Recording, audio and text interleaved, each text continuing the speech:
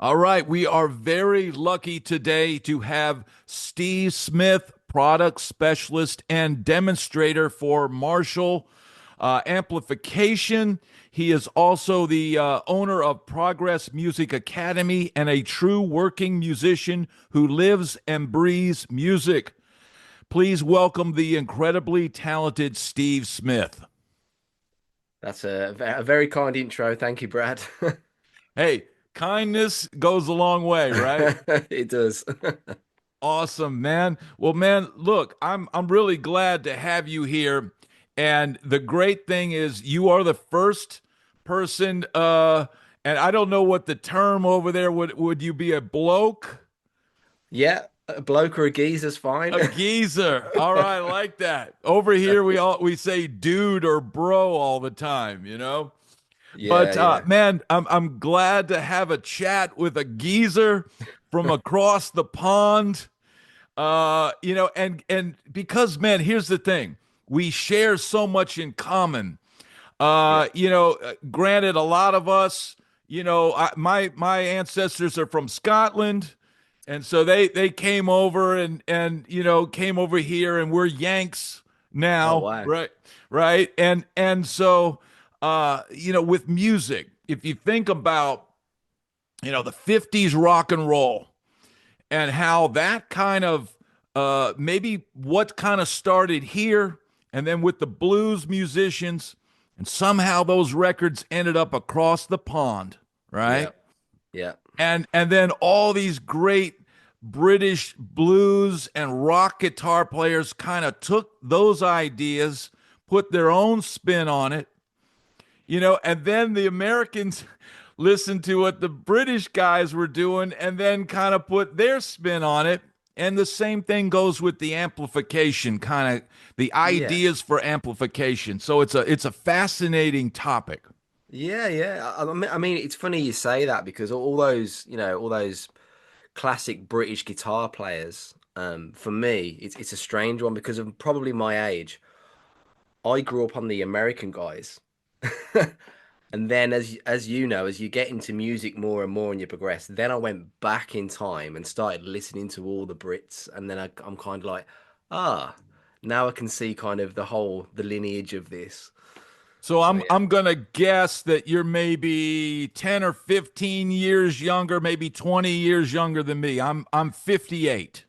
Okay, I'm 45 this year, so Okay. yeah, I'm just So just hanging on to 44. there you Barely. go. Yeah. So that's interesting because so the time period that you're talking about, what did you get into first? I, I was born like 1980. So I was listening to all the typical stuff of the 80s. And for me, I was the youngest of three kids, two older sisters. The oldest sister was into the really cool stuff. The middle sister was like pop, Yeah. which at the time I thought just sucked. Yeah. Um, but looking back now, there was some actually great stuff with some great musicians on Yeah. there, all the US session guys, etc. But the oldest sister for me, she used to give me a lot of the vinyl that she didn't actually like. She'd buy it and thought, Uh, nah, not for me. So I ended up with a lot of like the 80s rock, hair metal kind of stuff. yeah. And I loved it. And I know a lot of people kind of scoff at that kind of scene, but man, like it was just so appealing to me because it was so much fun. It just looked like everyone was having a Yeah. great time. And yeah, there was a lot of kind of ropey bands on that scene, but there was a lot of amazing bands and guitar players too. So it was all the typical kind of, your Rats, your Poisons, the Motley Crue, all the Bon Jovi kind of stuff. Yeah. All that very typical stuff. Um but there was also an element of my sister who liked the 70s stuff as well. So there was like Zeppelin and the Doors and that kind of thing. So Yeah. there was a little bit of that creeping in. But I mean, I started playing guitar when I was like 12. Wow. And I kind of quit because I thought, well, this is kind of tough. Yeah. I thought Yeah. I'd be great in 2 weeks. So yeah, I was influenced by a lot of that kind of stuff, and I just wanted to play that. And it was a weird time because when I got into playing guitar, that scene was kind of going out, and the Yeah. grunge thing happened. And when I was kind of a really young kind of 12, 13-year-old guitar player, 14, starting to do bands at school. All my friends were like, oh, wow, like all this shredding stuff I'd been learning. I mean, don't get me wrong, I say shredding. It was my attempt at shred. It was Yeah. pretty bad at the time. I was still a kid. Um, but they all wanted to do grunge bands and things like that. And for me, I was like, well, I was listening, thinking, I don't know, man, this is not for me. Yeah. Yeah. Um, but again, there are some good bands from that scene. I'm not knocking it. I'm Yeah. not bashing it. Yeah. There's some great bands and some great players looking back. But yeah, that's kind of how I got into it all. But like I say, after playing for a few years and getting more experience, I started listening to your Vais and Satrianis again, all the real obvious ones, Yeah. and like that Passion and Warfare album from Vai kind of was like the big one for me at the time. Um, but then you go backwards, like I say, I started listening to like the Clapton and Jeff Beck. I mean, Jeff Beck for Yeah. me, he Yeah. just goes without saying, Yeah. you know. But then all the session guys, like your Dan Huffs, Lukather, those guys. I just like guys who can play. Yeah. Yeah. And there's a common thread kind of with all this stuff that you're talking about. And what is that common thread? I don't know. You've lost me with the common thread. I would say the common thread is Marshall amplification. Well, I should have been on that. Yeah, I threw absolutely. you a softball there, mate. But yeah. Do you know what's interesting though? Do you know what's really interesting? I chat with some of my US colleagues about this quite a lot. Um, in Britain, obviously Marshall is like the amp Yeah. everyone wanted. Um, but it was kind of more common in the Yeah. UK than I guess it would have been in the US. And like, so we were looking at things like Boogie and Soldano and Yeah. going like, oh wow, like Yeah. what's this stuff kind of Yeah. thing. So again, like you mentioned earlier, that crisscross of the US and the UK is a real interesting subject. But Yeah. yeah, I mean, like, I don't deny the fact that I've got a lot of Marshalls and I grew up playing them. But my first valve amp actually was a Laney. Have you heard of Yeah. those guys? Oh yeah. Because they're like local to me because I'm a Birmingham lad. Yeah. So yeah, and I was actually demoing for those guys before I was doing stuff for Marshall. So Wow. Wow. yeah, That's man, here's the thing, man. The British amps really kind of dominate so much of that music, and whether it's Laney or High Watt or Marshall or Vox, yeah. man, I mean, you could argue that it's largely a British sound all across the rock spectrum, right? Yeah, I mean, all those albums and all those artists we were just mentioning, mate, you see the pictures and it's all a Marshall amp in the back. Yeah, And it's always a wall of cabs in the back as well. yeah, Um, yeah, and like for me, I always wanted that, and I think that was part of the fascination about getting into playing rock guitar was just playing loud. I remember being like, I was probably like 13, 14 when we booked our first rehearsal room, the local rehearsal studios, which was called Rich Bitch Studios in Birmingham. And it was amazing. And like I say, we're all kids, but we could go there and just be loud. And I yeah, remember that was actually the first time I plugged into a Marshall amp because I had some Marshalls there. yeah, And it was just like, whoa. And I yeah. remember after the band rehearsed there, I booked the same room 2 days later on my own, just so I could go and play for an hour really loud for a Marshall.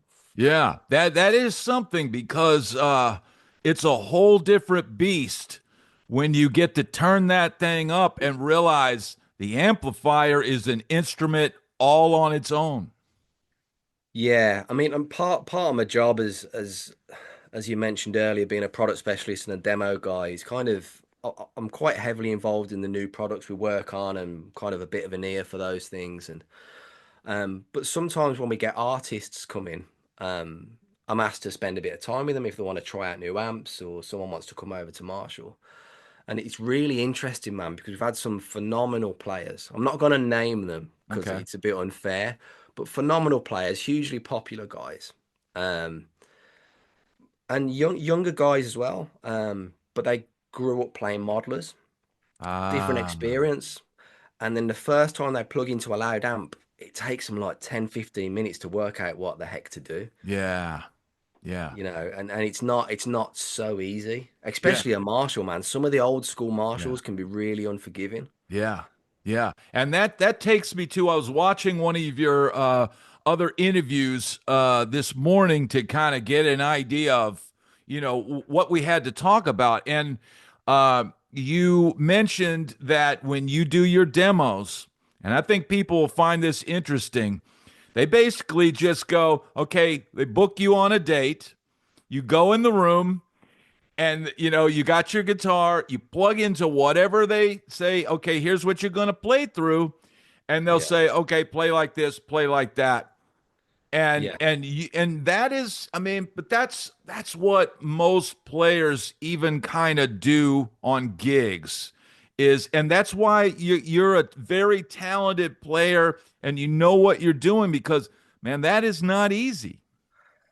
yeah. It's not, and for me, it was a real eye opener when I started doing this kind of thing. I mean, I remember the first demo I ever did, and again, it was for Laney, it wasn't for Marshall.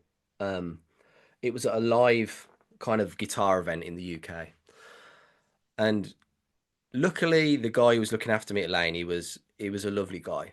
Um, his name was Steve as well, funny enough, and because he could have never picked up the phone to me again, because I remember it being awful. Because even though I grew up doing loads of gigs, so many gigs in bands and playing all the great rock venues in the UK, it was the first time I'd stood there on my own with a guitar playing to a room full of guitar players, and it's a completely different mindset, man. And I don't know if it's the same in the US, because in my experience when doing stuff in the US, doing guitar seminars and things like at NAM, everyone's really kind and kind of positive. Yeah.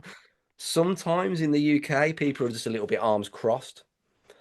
And I'm not saying they're being moody or Yeah. negative towards you. It's just they're just less outgoing in general. So Yeah. sometimes you just can't read the room. And I just felt like crap, and I played like crap, and it's just like, oh, I'm never doing this again. But he was like, that was fine. You were just nervous. Next one's gonna be better. And I was like, Yeah. wow. Um, Yeah. and I just got better and better at just picking up the guitar. But I will say this about myself. I'm not naturally one of those guys who can just pick up guitar and go and play anything and sound great. I'm much better in a band kind of environment because Yeah. that's what I grew up doing. Yeah. So I've kind of had to learn. But the Marshall thing's interesting because it's like sometimes I don't even book the date. You know, you'll be if I'm at the Milton Keynes office at Marshall and they've got a couple of free hours, I'll go, let's go and do a video. And you're like, okay, and you know what it's like. Sometimes you don't even feel match fit. You might have Yeah. not played the guitar for a couple of days, or you Yeah. prepared nothing, and it's just like go. And it's like Yeah. okay. Yeah. But like you mentioned, sometimes they want you to play like in a certain way or a certain style, because obviously there's marketing teams there that kind of want a certain thing, Yeah. and then sometimes a lot of that might be out of your comfort zone. So yeah, that's hard work. But then on the flip side of that, like the last few we did for the NAM show and the modified amps we just released was right up my alley anyway. It was kind of like, oh, we're thinking for that modified 59, if you go kind of the Van Halen-ish kind of route. I was Yeah. like, good, I'm already there. Yeah. That's Yeah. fine. Yeah. Yeah, that's man, it's tough. And I'm starting to realize, like, when you do a product demo, and like I'm a guy that watches product demos every single day. I turn on the YouTube every day, and if somebody's got a new product, I'm going to Yeah. watch it, Yeah. and I'm listening for certain things. What I'm listening for is, would I be able to use that on a gig? Yeah. And so I'm going, okay, what does the clean sound like? Yeah. Okay, sounds it, because you never know when the band leader's going to call "Girl from Ipanema," Yeah. Yeah. right? Yeah. Okay, so I go, okay, yeah, I can fake jazz on this, okay, and then I'll start. Okay, what is it going to sound like with some single coils, getting some funk tones when I got to play the disco gig? Yeah. And then, okay, now when I kick in the overdrive or my pedal, am I going to be able to play a random solo that the band leader calls just in the middle of nowhere? Yeah. And those, hearing those tones, it's not always wanting to hear somebody just blow my mind. Like sometimes that can be tiring.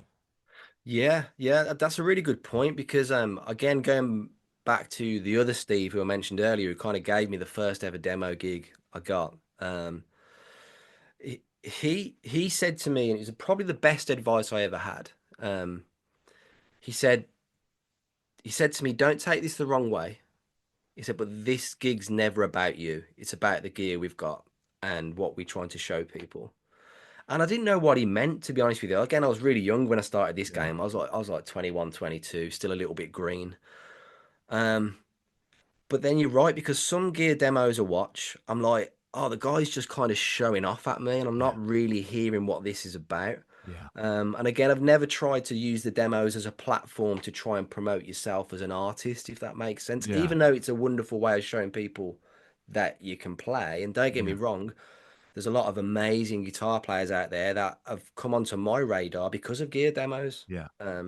So it's a good thing. But yeah, sometimes I guess like you'd have a lot of experience in this yourself. If you're doing like a session gig, it's a similar thing. But what's actually needed for this track, or what's Yeah. actually needed for this purpose? It's not always about what you want to do. Yeah. Yeah. Sometimes you just got to do what's Yeah. what's being asked. Yeah. And some I've said this before, sometimes the song needs a crappy guitar tone. Yeah, yeah, Sometimes you don't need that Eric Johnson violin tone, no, over I don't know, a Beastie Boys track or something like that. yeah, And that's putting your ego aside and yeah, going, because I've even had guys go, "We want you to play this guitar through this crappy amp." yeah, And I go, "Oh, I don't want to. No, I got my other guitar." And then I yeah, hear my guitar and go, "You know what? You guys are right. This piece of yeah. crap through this crappy amp is exactly what the song needs." Yeah, sometimes there's a bigger picture. It's funny you say that because a lot of the time when you're doing demos as well, you're not playing through your ideal rig sometimes. It might be a product you wouldn't actually use yourself. It's a Yeah. bonus when it is. Yeah. But sometimes it's like, oh, okay, I've got to play this today, Yeah. which is great for this thing, but it's not my thing that I choose. So you have to learn to kind of just put it all aside and go, let's just get on with it. And funny enough, same with guitars as well, man. It's like there's so many like politics, not from Marshall as a brand. They're pretty cool about whichever guitar I use, but like if you're going somewhere and like you're working with a distributor or they're affiliated with certain companies, they'll be like, I don't want you to use that guitar today that you've turned up with because we don't like that brand. And it's like, oh, and then you get handed a guitar off the shelf from somewhere. And it's like, and you know what it's like, man, when you're not used Yeah. to a guitar or Yeah. when it's not your thing, Yeah. you kind of hold back with your playing or you play Yeah. it safe a little bit because Yeah. you're not in your comfort zone. So again, sometimes you have to just walk away and go, Yeah. it's fine, I did the job. Yeah. I Yeah. might not love it, but hopefully Yeah. other people will. Yeah. That's, man, there's been so many times, and I'm a dad now at my old age. Oh, And well, so good. and so Nice. every time I try to do a demo or shoot a playing clip, I get one take, and Yeah. then the door busts open and I got to go fix some problem, Yeah. and so I end up going, man, I know I could do better than this, but I don't have time, and I have to, I'm on a deadline. And so Yeah. you put it out, you think, man, I put this out, and then you find people like it. I mean, Yeah. that's the thing. Sometimes I go, man, this is not my best work and whatever, and then you get all these people saying it's great. So I mean, it's Yeah. like you don't know. No, you don't know. And sometimes you try and make sense of it as well. And like you say, sometimes when you might be analyzing yourself so like forensically, Yeah, people aren't hearing all that sort of stuff. They're just hearing the overall vibe or just a general kind of yeah, feel thing. And like and like I keep trying to tell myself, I'm trying to get better at it. Like sometimes it's okay not to be perfect because a lot yeah, of the time you're not gonna yeah. be. It's like. It never really is perfect unless you make it perfect in the machine, Well, yeah, I was gonna say, man, right? and then that's the other thing. It's like people tell me, oh, the comments have been good on this. Some people have said this, some people have said that. I can't look. I Yeah, can't. I haven't got yeah, the guts to even go there because I'll probably end up being morbidly depressed with because I think even though most guitar players are pretty cool, there's obviously some savage guys out there who like to Oh really, yeah. really put people down, and then it's Yeah. like, well, you know, It's one of those things that I'm having to deal with this channel really, yeah, I can is imagine. hundreds of comments every day. And I started out in the building process, I would try to reply to every single comment, so I Right. had to read everything. And then when I felt really brave, I would go into the hidden comments that the algorithm had stopped from even Right. getting to that, and go, I'm feeling pretty strong right now, let me click on Wow. these That's brave. and really hear the rip. And here's the thing, man. Even the ones that I know are just they're really taking the piss, as they Yeah. say. Yeah. I go, well, this guy's obviously taking the piss, but sometimes I'll grab a little nugget. This one guy said, well, you went and joined the circus. Well, what did you think was going to happen? Uh, you know? And I was well, like, because I'd always thought the touring world was like being in the circus. It's the yeah, yeah, same thing. You're in there, you've got your clowns, you got your gorillas, you got, all yeah, this stuff and all this mayhem and chaos. And I was like, you know what? He was taking the piss. But yeah, yeah, I yeah. love that thought. You ran away and joined the circus. What did you think was going to happen? Yeah, I know. And that's the other thing, man. It's like I'm sure everybody who's sat at home watching thinks they're a better guitar player or they can do a better job at this. And like you mentioned earlier, actually, for a lot of working musicians, we've also got lives as well as other things going on. Sometimes you've got to just turn up, give it your best, Yeah. and then park it and go and do your next thing. Yeah. We Yeah. don't all have all day to get the perfect 1 minute Instagram clip like a lot of a Yeah. lot of players are doing now. Yeah. Like what 1,000 takes to get that 1 minute Instagram thing. Yeah, It's like, I think tendonitis is a prescription for tendonitis is what I see. yeah, yeah, exactly. Yeah, I see people just they're focusing on just speed, all day, and I know they had to do that all day to get that one perfect take. And I think, dude, you're yeah, young, but you're gonna burn out. Something's gonna happen to that hand. I mean, yeah, life is a marathon. yeah, and look, I'm sure this is kind of obvious to a lot of people, but that's not where the money is on the guitar anyway. Like, Yeah. we all hope to get a working gig and a solo at some point. That would be great, but most of the time, you're in the back supporting the song, which Playing actually, rhythm. yeah. And later on, for me, as I've matured, I've kind of appreciated the small guitar parts a lot more than I used to Yeah. actually. Yeah. The stuff that actually matters to the Yeah. song.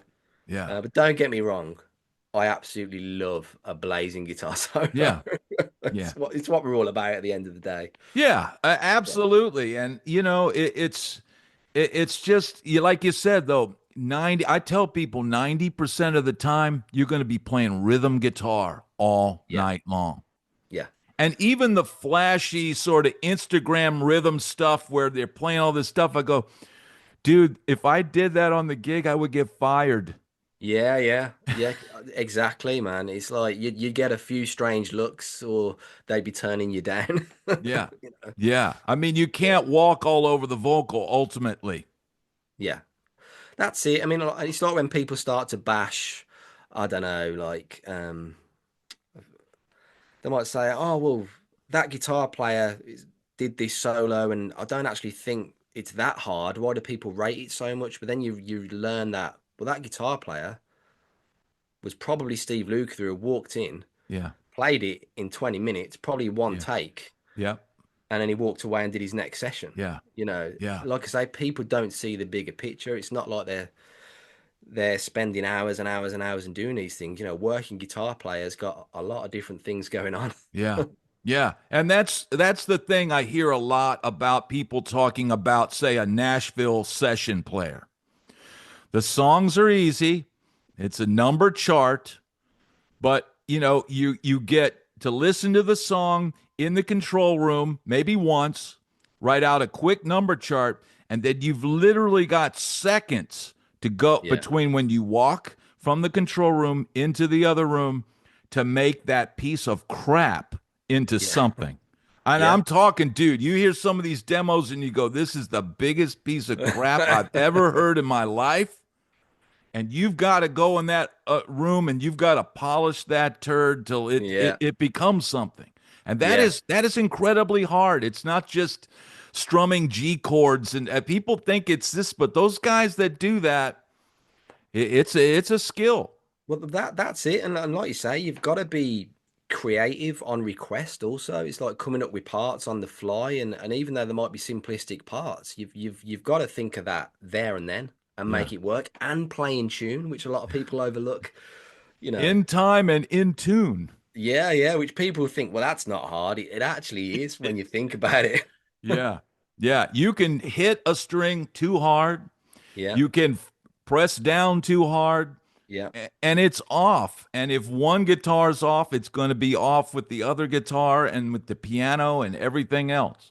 Yeah, and like I say, like guitar sound as well. It's one of those things that we obsess over. I mean, I'm sure you've done it. I know I've done it. We obsess over our gear and what we're using, and then the minute you turn up to do some recording, it just doesn't work. Yeah. You got to quickly adapt and just come up with something else and a different sound. Okay, well, I'm playing through this little tiny Fender combo, but Yeah. let's go with it. It's like, Yeah. even though you've turned up with your wet dry rig and all this sort of stuff. Yeah. Yeah. You got to be Sometimes, able to make yeah, quick quick changes, adjustments. quick adjustments, because you literally got seconds. Yeah, You yeah. know, it's not like, oh, wait a minute.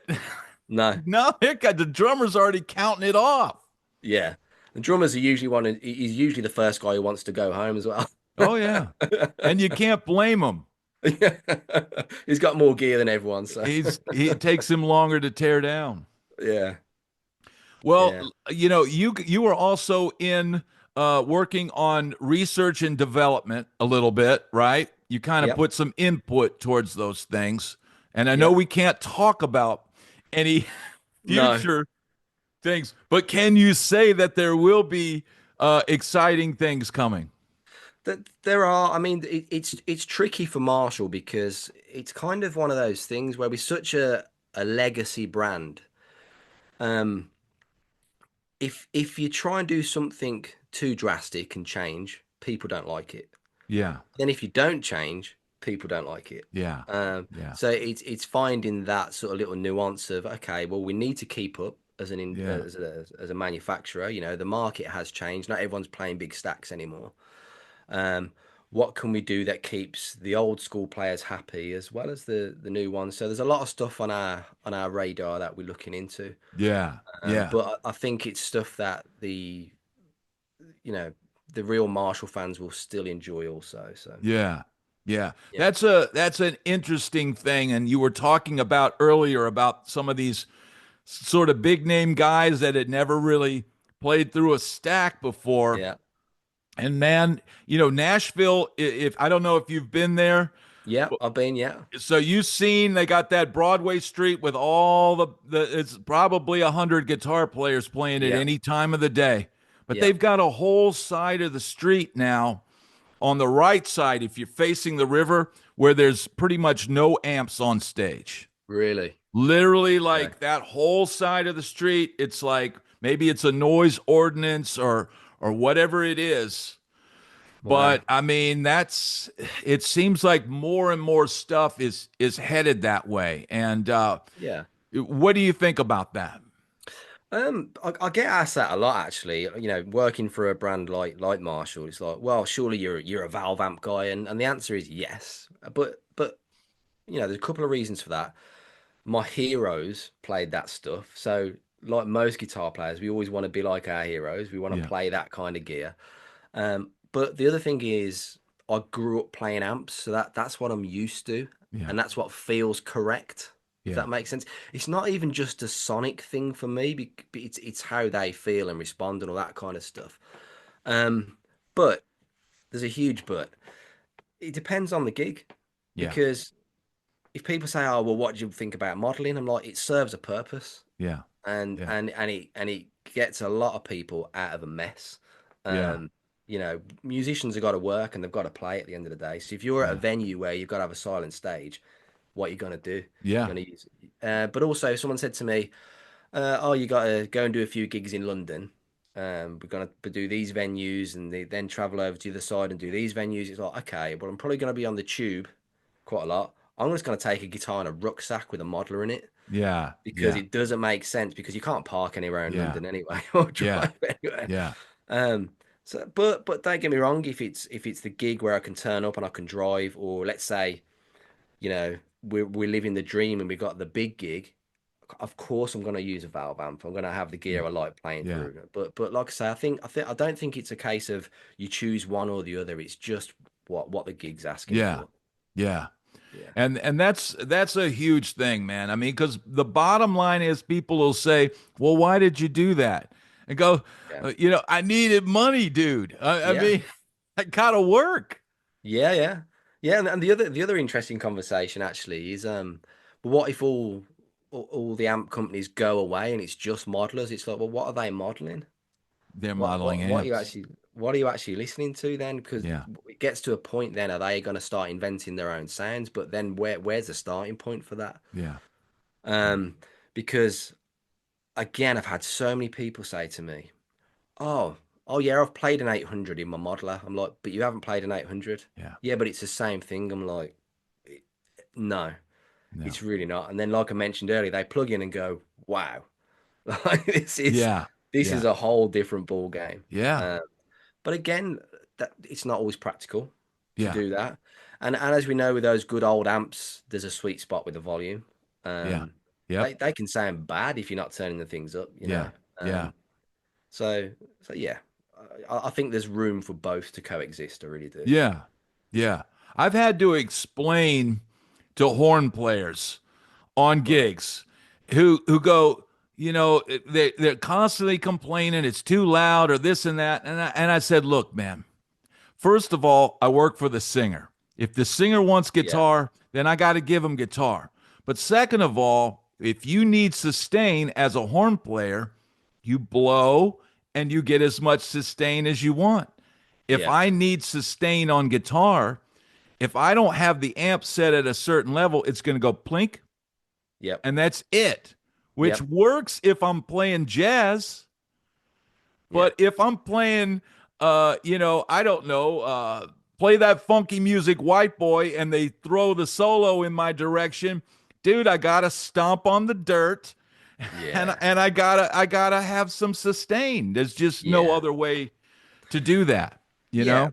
Plus, again, this is just my opinion, but for me anyway, in my experience, I'm sure a lot of players share the same experience. But for me, when the sound's there and it's all right and correct in your mind, you just play so much better. I do Yeah, anyway. And that yeah, probably shows me as a player that I do depend on my gear quite a lot. yeah, Um, I'm sure there's a lot of players out there that can plug into anything and sound amazing. I always feel like I'm one of those players who kind of needs the gear a little bit to yeah, be doing its thing. yeah, But that might just be a mental thing for me. It might yeah, just be how I feel, but the audience don't even know or yeah, care, you know? yeah. Sometimes, and I notice you've got a Tom Anderson shirt on. Yes, And yeah, I'm a big fan of Tom Anderson and James Tyler and all same. the high end stuff because it might be more expensive than say a standard Strat or whatever, but it might be that 10-20% better tone, better playability, Yeah, better intonation, and yeah, I'll take it. absolutely. I mean, my two go-to guitars is my Tom Anderson, which is kind of the silver classic that I use on most of the demos. It's just become an absolute part of my DNA. And if there's one guitar that I just keep picking up, it's that one. Yeah, Just can't put the thing down. I got last year my first Tyler. Um, couldn't really justify the the cost, man. But like Rich, spoke to Rich and spec'd one out, and that's another amazing guitar. And like you say, there's just something about them. And even I think when you get up to that level, you might only be talking incremental things. Um, but like yourself, when you're playing all the time, though that 5%, six yeah, percent makes such a massive difference. And I love the guys as well. I mean, like Tom Anderson as a brand for me. I'm not plugging them, by the way. I know I've got the t-shirt on, but you brought it up, Brad. Um, It's my yeah, fault. they've been really good to me. Any help I've needed or pickup changes, things like that, and you know, I'm not a big rock star or anything like that, but they just seem really genuine and you know, really Yeah. really cool bunch of guys. Yeah, man. That's the thing, man. Having an instrument that doesn't limit you, that stays in tune, Yeah. that's a huge thing. And consistency, because you'll be, say you're shooting your videos, and if you're playing a guitar that doesn't stay in tune, man, you're you're Oh. you're doomed. Yeah, yeah, yeah. I mean, like I mentioned earlier, we have to get in and get out doing those videos. There's a studio at Marshall, really amazing studio actually. There's like a 70s Neve console in there and all this sort of stuff. So, but it's a functioning studio, so we don't just get to spend as long as we like in there. Like Yeah. people book it out, so we'll have a slot, and literally we've got to get it done. So Yeah. yeah, that guitar's kind of got to be something for me where I don't have to think about it. It's just there doing its job, and it's in tune, and it Yeah. sounds good, and it's intonated well.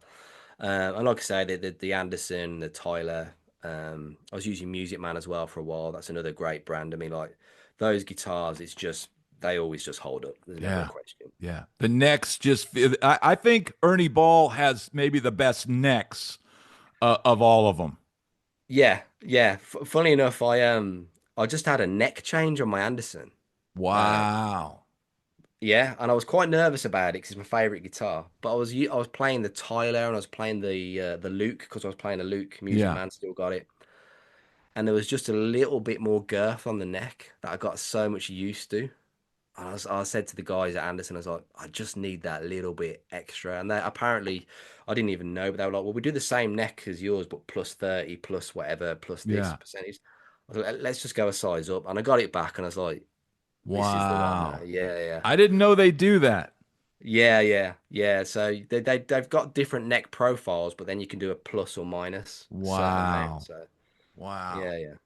That's amazing. And that's another cross pollination. The California hot rodded guitars going Do, do across you know, the pond, right? do you know what it is, man? I've talked about cross pollination. The Irish rocker Vivian Campbell. There was in the I think very early 90s, there was a video called Hot Guitarist. It was like a video magazine, and he did like a rig rundown before it was even a thing on YouTube. I'm talking about back in the day, Yeah, yeah. 1991. And he was stood there with an Anderson guitar. I was like, what is that brand? And Yeah. that guitar sounds so good. I mean, don't get me wrong, he had like a whole stereo Bob Yeah. Bradshaw rig and everything to go. Yeah. But yeah, it was just one of those things. I was like, I always wanted an Anderson from being a kid, and then I could never afford one until later on in life. Yeah. But Yeah. but yeah, Yeah. especially in the UK, you never used to really see them around as much, but there are a couple of dealers now. So Yeah. Yeah. And that's interesting you mentioned the Bob Bradshaw rig. yeah, Because think about back then, and I had a roommate back in Hollywood back in the day who got a Bob Bradshaw rig, and I wow, think I think he spent upwards over $10,000 at that time. This was probably about 1988 or 87. right, okay, And I remember him bringing it home, and it had the 2290 delay. He oh had the yeah, yeah, Soldano three-channel preamp. yeah, He had, I think it was a Mesa tube power amp, or yeah, maybe it was the Marshall Moss valve. I'm not sure. okay, But it just sounded so friggin' incredible, dude. All of a yeah, sudden, I'm hearing stereo guitar for the first time in the room, and it's just like, but yeah. that was back then. You had to spend $10,000. Now I Yeah. could go buy a fractal unit, and in Straight the out stereo. headphones at least Yeah. get pretty close. Yeah, and probably, we all hear the horror stories of some of the guys who had the wet dry wet rigs and they were playing a gig and I don't know, there was a stand-in sound guy or something like that, and then they only mixed the stereo wet side and not the dry and all this kind of stuff. And I think these days it's easier to achieve it and without any kind of, well, with less risk, Yeah, let's say. yeah, More reliability as well, because I guess if one of those rigs went down back in the day, you'd really have to know what you were doing to yeah. It's sort of, hard yeah, enough if you got a pedal board and an amp head and a yeah, cab, and something goes down. and Yeah. the gigs going, Yeah. and you've got to figure out like what it is like super fast, man. Have you Yeah. had situations like that? Oh yeah, I mean, like going back to me being so out of touch at the time when I was coming up gigging in like, because I started gigging when I was like 14, 15. I wasn't even Wow. old enough to get into the clubs. But I was one of those kids who always looked a bit older. Um, Plus I had older friends, and I basically joined probably the first gigging band I joined. Was a bunch of older guys who were friends of my cousins, and basically I stepped in to play some gigs with them. And I had a little rack system, funnily enough. This was like Wow. probably 93, 94.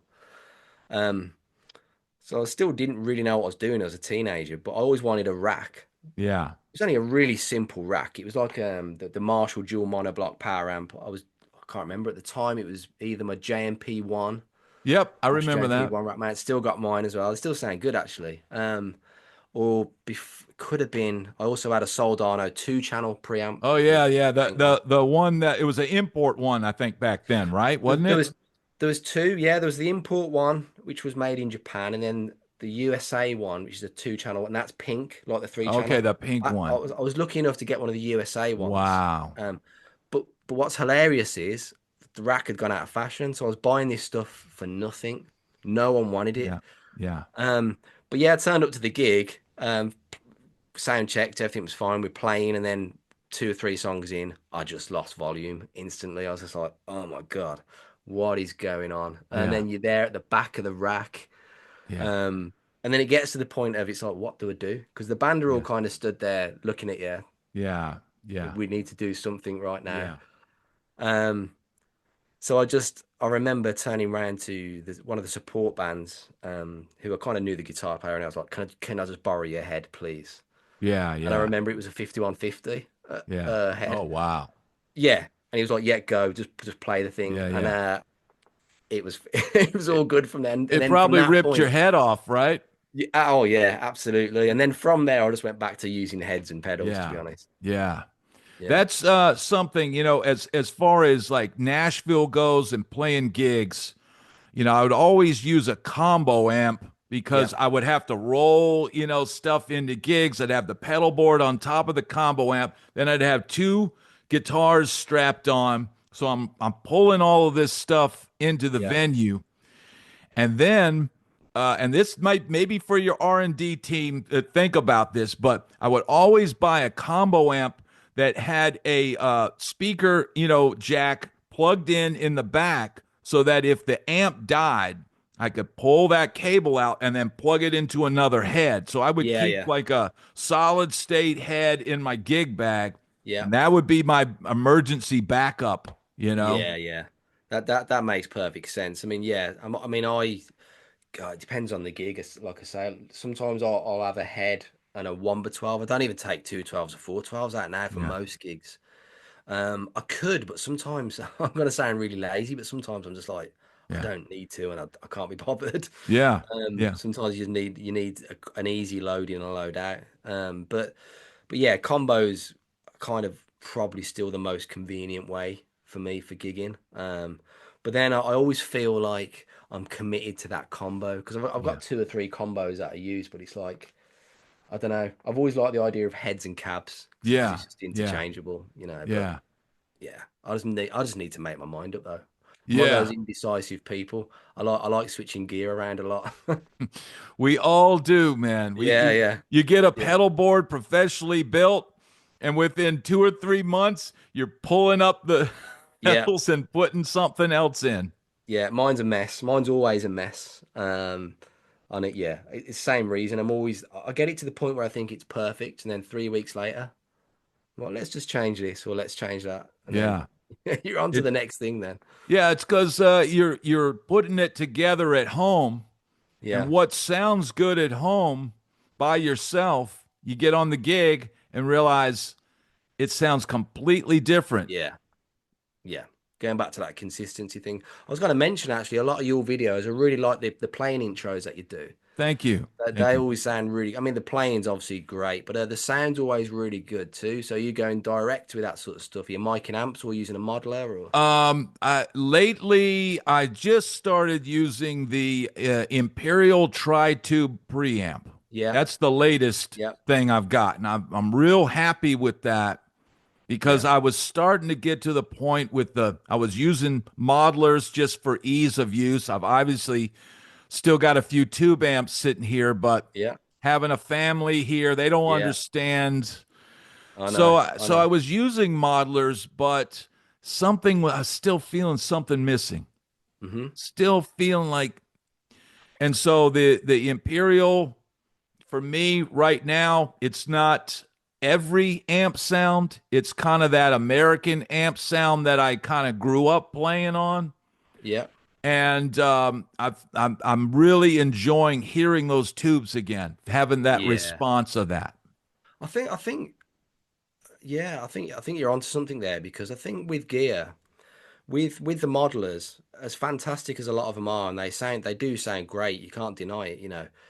I don't think the romance is there for me. It's like not attractive. It's like buying a laptop or a phone or something like that. Yeah, Like when you look at an old amp or a piece of rack gear, or it's like, there's just yeah, something magical about it. yeah, And again, that could just be what we grew up listening to or playing. But again, when it's like that Imperial thing or some of the direct boxes, a lot of the amp companies are doing now. Actually, there's just something slightly more legit about yeah, it. I think. I don't know.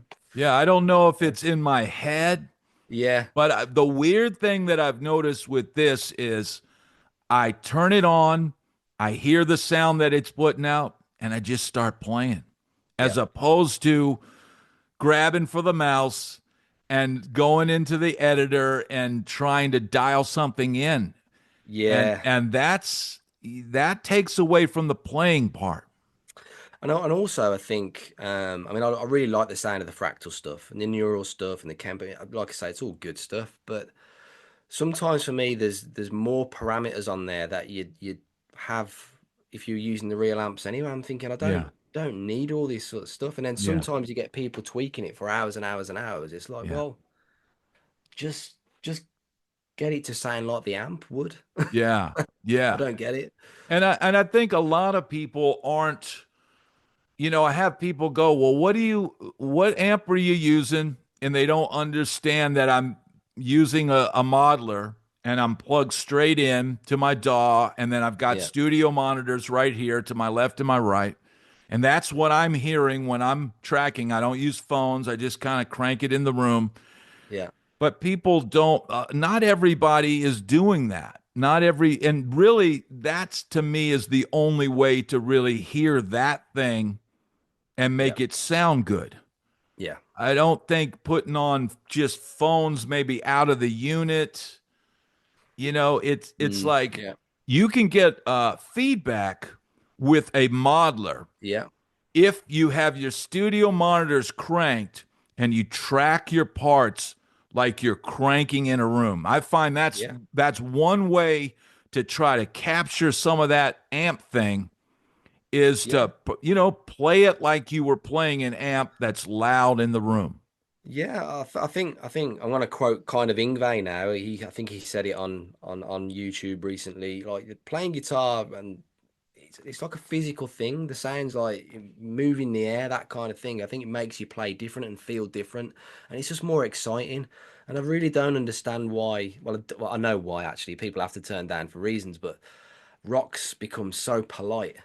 Yeah. Um, it was always about being loud and rebellious, Yeah. and and yeah, okay, certain venues have curfews, I get that, but it's getting to the point now where I do think it's ridiculous. It is in the UK anywhere. It's like any kind of noise, and they're like, "Oh, you need to turn that down," and it's like, it's not loud at all, Yeah. Yeah. you know. In Nashville, Yeah, you would hear, "Boy, you gonna have to turn that thing down." That'd be the first word out of the sound man. Come, boy, let me tell you something. yeah, and But I'll be honest, and I've never been like a ridiculously loud player because I've always found it if it's too loud, it's uncomfortable anyway. I yeah, like to hear what's going on stage. I don't want to be drowning everybody out. I yeah, want to hear yeah, everything. But yeah, I think it's a shame that everyone's having to be kind of really sensible now. But again, there's pros and cons because there's so much good gear coming out now. Yeah. Yeah. It's the best It's time to be really around. is a golden age for gear right now. Yeah, yeah. Every 5 minutes there's something amazing coming out. It's like, Yeah. wow. Yeah. I'll turn Yeah, on YouTube tomorrow morning and it'll be something else I'll be watching. yeah. I know. Something else I'm trying to convince myself not to buy, but then you need it, even though you don't need it. Yes. Yes. Well, that brings up you bringing up Ingve, and I know being with Marshall amps that you get to deal and probably interact with some absolute legends. Can you give us some stories, maybe some Jeff Beck or some Jimmy Page or some of these Yeah. legends? I'll be honest, man. Like the big, like Jeff Beck, I never met, unfortunately, because you probably heard the stories. But Jeff Beck was always a bit more of a recluse. Okay. Anyway, we'd always get his amps in for service. We'd always see him turn up and then go again. Um, and then again, Jimmy Page was kind of not never really doing the Marshall thing because I've been there like 11 years now. So you know, but I'm trying to think players who have kind of met and spoke to fairly regularly. It's like Doug Aldridge was always a super nice guy, Yeah. ex White Snake and Dio, and he was one of the first guys I met, and he's one of those players who was just man, even without his guitar plugged in, just sounded great playing Yeah. acoustically on his Les Paul. So Yeah. for me, he's one of those players who's really up there. And he's got his old Marshall JMP still. Ingve I met interestingly at a NAM show. He came and sat in the one of the rooms we were in. He just wanted to hide and just be have a bit of quiet time. He was with Yeah. his wife and his guitar tech. Um, and he sat with me, and I was like, this is bizarre. What's happening? And you hear stories about Ingve. You know, a lot of there's a lot of negativity around the guy or what he's like, and I kind of think he's probably a little bit misunderstood. Yeah. Maybe it's a Swedish thing. I don't know because he's got a different kind of sense of humor. It's very dry and sarcastic, which some Yeah. people could find offensive. Yeah. But he picked up my Strat and he was playing my blue Strat for a while, and he kept shaking his head and then looking at the guitar, shaking his head, and I was thinking, what's his problem, man? Does he just not like my guitar or something? Yeah. And he looked at me and he said, "Is this your guitar?" And he was like dead stern and he looked at Yeah. me. I was like, yeah. He was like, "It's terrible." I was like, "Oh." I was like, "Okay." He went, "It's really, really bad, actually." I was like, "Oh, here's my Ingve moment. Yeah. He's gonna rip me a new one." Then he came up really close, held the guitar up, and he went, "If you scallop the fingerboard and put YJM pickups in it, then it will be good." And I was like, okay. So, obviously, like I say, he's got that kind of weird sense of humor, Yeah. but it was hilarious. Satriani I met as well. He was another really sort of super down to earth guy. Yeah. He had a signature model with us for a while. Again, it was a cool moment for me because I kind of grew up listening to the guy. But it's really nice when they're just super humble and down to earth. And like with a player like that, I'd love to give you a big legendary story, but it was just like you were talking to one of your mates. Yeah. He was just so chill and just talking about just gear like me and you are now. He was Yeah. just kind of after all these years, just still into it, like nerding Yeah. out and things like that. So Yeah. yeah, but there's been a few to be honest with you. Yeah. That's incredible, man. And Ingve was the first rock star that I saw when I moved out to California. Really? Yes, I went to the Rainbow, of course, the Yeah, legendary Rainbow Bar and Grill, and yeah, we literally walked all the way from like La Brea Avenue all the way down Sunset and ended up at the Rainbow. right. And we go in, and I had listened to Yngwie Malmsteen all the way from Virginia, all across the country, and then we get to the Rainbow, and there's Yngwie, and this was probably like 1986, and at prime Yngwie, right? Yeah, And Yngwie was, I don't know what the term over there is, three sheets to the wind, yeah, or yeah, yeah. he was three sheets, and Right. going, like this, and boom, walked by, and I was standing next to my dad. I go, that's the guy we were listening to the whole way over No here. way. Yeah. I mean, wow. I mean, what a time to be around the strip, And I know you started out there, didn't you? Yeah, In the that's strip, and then yeah, but I didn't get there though till I think this was probably like 87. okay. So it was the tail end of that whole scene, but it was still Yeah. full on, man. Again, going back to being a Brit, it was like um what I grew up listening to was all those guys, and you kept hearing about the rainbow. So, like, obviously, the first NAM show I ever did, kind of 11 years, 12 years ago, whenever it was, I was like, I've got to go to the rainbow. And they're like, it's nowhere near the NAM show. I was like, I don't Yeah. care.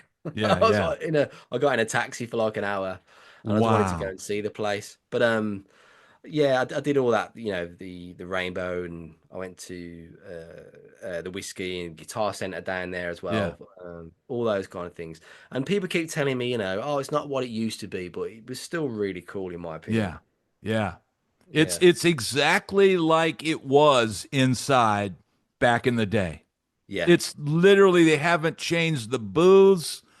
It's the yeah, same stuff on the wall. yeah. We went, it was probably, I don't know, maybe a little over a year ago. Wow. And I didn't do any of it was a family trip, so I didn't go to Guitar Center. I didn't do anything. But the one thing I said, I want to go to the damn Rainbow for lunch, damn it. Yeah, yeah, You know?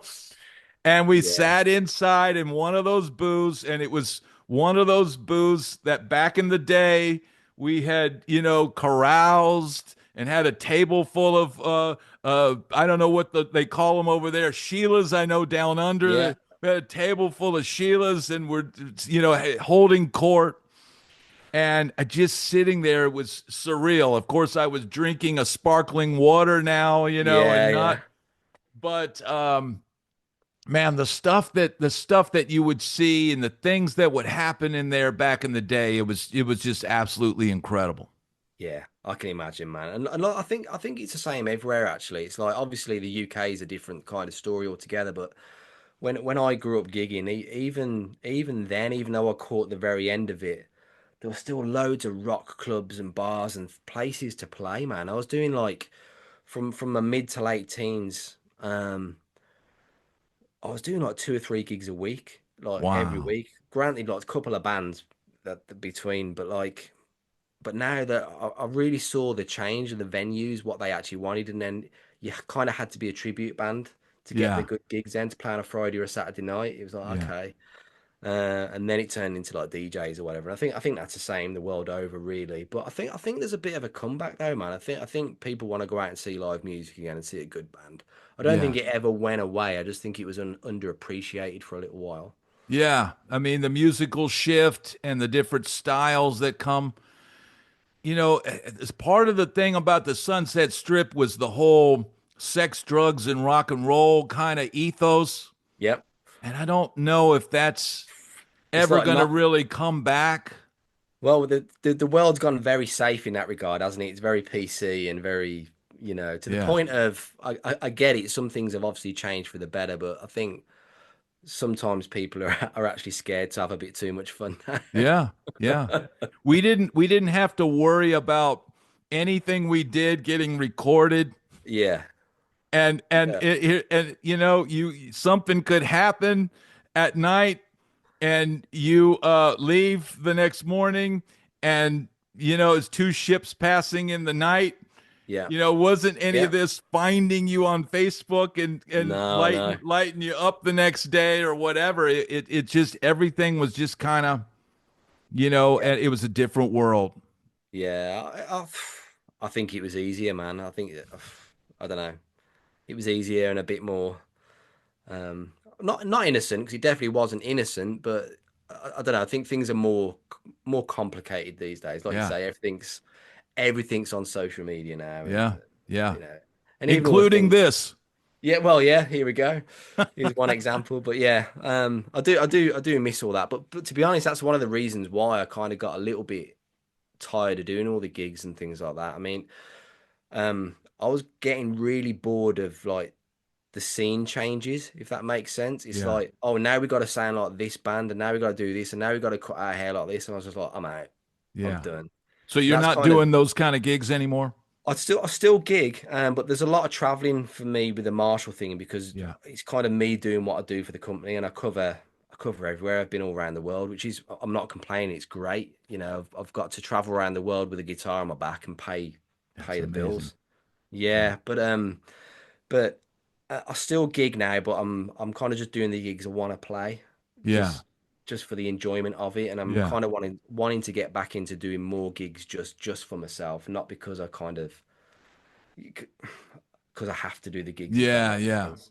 Yeah. Do the gigs you want to do, right? Yeah, yeah, and I want to enjoy the gigs as well. I think I've Yeah. done I've done enough shitty gigs, if that makes sense. That's exactly where my head's at. I don't want to do any more crappy gigs. Yeah, yeah. And there's been plenty of them. There's been great gigs. There's been, some real good memories, and there's been some you think, wow, I wish I could never ever remember this night. But I think that's part of it. I think you have to do the terrible gigs to appreciate the good ones. Yeah. And I would say this. I've learned now that the terrible gigs are the gigs that you will remember the rest Yep, of your life. yep, And the gigs where you just did a good job and went home and had a yeah, few chips and passed out, you yeah. don't ever remember those gigs. But people No, people want to hear those stories, you I know? don't know. I don't know why I always remember this. I mean, one of the bands I was playing in, we were doing some really good gigs, but I remember the singer we had at the time. He was kind of running the band, if that makes sense, and he'd just book us anywhere. We'd just literally go and play anywhere. To the point of a lot of the venues, it was like we should not be playing this music in this room. This is a complete mismatch. But here we go. And there was this one. It was like an old man's pub kind of thing, like a bar. And Yeah. they do have live music there, but we didn't know what kind of live music. And we were Yeah. like, we weren't a heavy band. I've always done like the more back in the days, all the melodic rock kind of hard Yeah, rock yeah. kind of thing. Um, but we were playing, and all these guys watching us set up, as if to say they better not play a note because we're gonna give them Oh an man. earful. And I remember with a couple of songs in, I was playing and I was playing, and I saw this guy coming over to the stage very slowly. It was really weird, actually. He comes up on the stage, and there's no one there to stop him. Yeah. It's like, what's Yeah. what's gonna go on here? Yeah. And he looks at me, and he's like near my face, and he goes, and I'm like, and he's like, "Do you want a drink?" I was like, "Okay." I don't know if he thought I was a lady or what, 'cause I had Yeah. really long blonde hair back then. Yeah, I don't yeah. know. And then he walks over to the other side of the stage where the bass player and the other guitar player were, and he goes to them, turn down, and he's like, "Okay, this guy's obviously on Yeah. something. We we're Yeah, not yeah. we're not on the same vibe here." And then he walks to the middle of the stage and tells a singer to shut up, or he's going to glass him. Oh Which wow. made yeah. So it Yeah. was kind of like let's just get this song done and go. Yeah. Yeah. Yeah. So like I Wow. say, I always remember that night for some reason. Like you said, I've done some really good gigs, but I kind of find it difficult to remember them. Yeah. Yeah. Well, when you move on later in life and you start your YouTube, journey, remember that story is the one that's going to get the most views. Yeah, probably, yeah. People don't want to know about any kind of successes, do they? No, no. If you get fired, I tell people now, get fired as much as you can. People love to hear the story. Yeah, yeah, it's true. Well, man, thank you so much. This has been amazing. No, thank you for And having me, and I'm a big fan of your channel as well, by the way. To keep up the good work. thank you so much, man. And That's all hope to right. have you back again down the line. Anytime, man. Cheers, All Brad. right. Cheers. Cheers, mate. See you, brother.